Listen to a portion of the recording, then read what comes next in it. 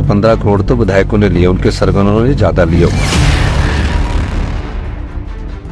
तो कोई ना कोई उसमें धन का तो है, वो तो हम भी इन्वेस्टिगेशन कर रहे हैं, हमारे पास तथ्य भी आ रहे हैं।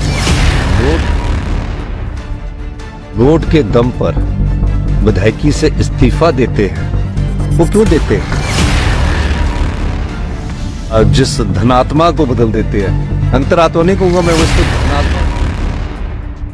बाकी विधायकों का बयान है कि जो आपने बोला 15-15 करोड़ लिंक से बोले कि हम मान आने का दावा करेंगे। ये तो अच्छी बात है ना, और चीजें भी पता लगेगी, और जो चीज है वो तो लोगों के सामने है, और इसमें कौन सी दो राय है? वो तो 15 करोड़ तो विधायकों ने लिए, उनके सरगनों ने ज्यादा लिए होंगे, तो इसमें कोई दो राय नहीं है।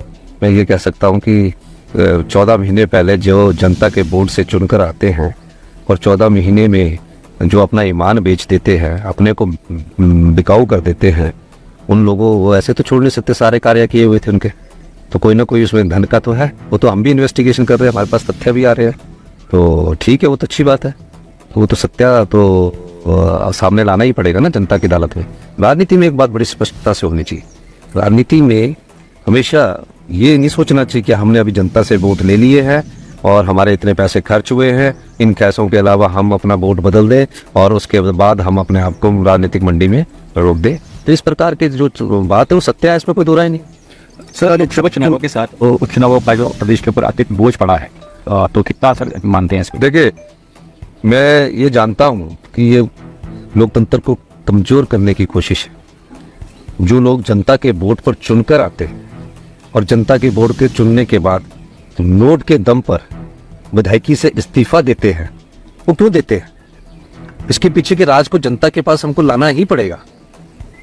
ये हमें जनता की अदालत में बताना ही पड़ेगा कि ऐसी क्या हुआ कि 14 महीने में सब उनके एक्शन, सब एसडीएम, सब प्रकार का स्टाफ उनका लगा, लाखों करोड़ों रुपए के उनके काम हुए, 3-3, 400 करोड़ के एक विधानसभा क्षेत्र में काम हुए।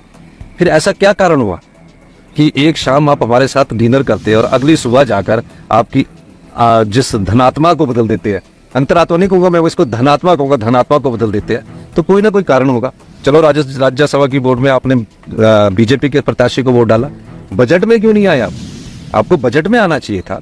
बजट जनता से जुड़े हुए था, लोगों के लिए था। जब 70 साल से ऊपर के बुजुर्ग को हम फ्री मेडिकल फैसिलिटीज दे रहे हैं, मनरेगा में जो हमारी बहनें या भाई काम करते हैं उनकी 60 रुपए ऐतिहासिक वृद्धि की, किसान को गाय का हिंदुस्तान का पहला हिमाचल प्रदेश राज्य बना, जहाँ गाय के दूध पर 45 रुपए प्रति किलो के हिसाब से हमने मिनिमम सपोर्ट प्राइस दिया, भैंस के दूध का हमने 55 रुपए सपोर्ट प्राइस दिया, हमने 1500 रुपए अपनी बहनों को दिया, ओल्ड पेंशन स्कीम दी।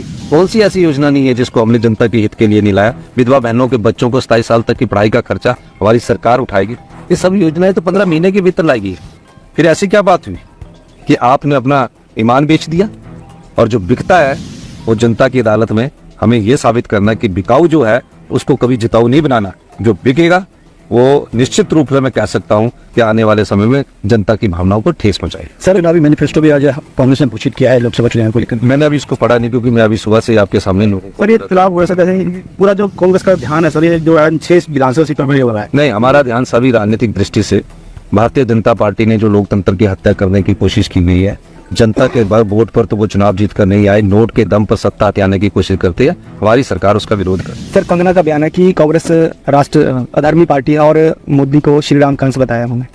देखिए, कांग्रेस एक राष्ट्रीय पार्टी है जिस पार्टी की विचारधारा ने आज़ादी से पहले संघर्ष किया।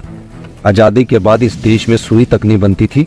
जब देश 1947 में आज़ाद हुआ, सुई तक नहीं बनती थी, खाने के लिए अनाज नहीं होता था, पहनने के लिए कपड़े नहीं होते थे। ये कांग्रेस पार्टी की नीतियों के कारण हिंदुस्तान की जो आधारशिला थी वो मजबूत हुई।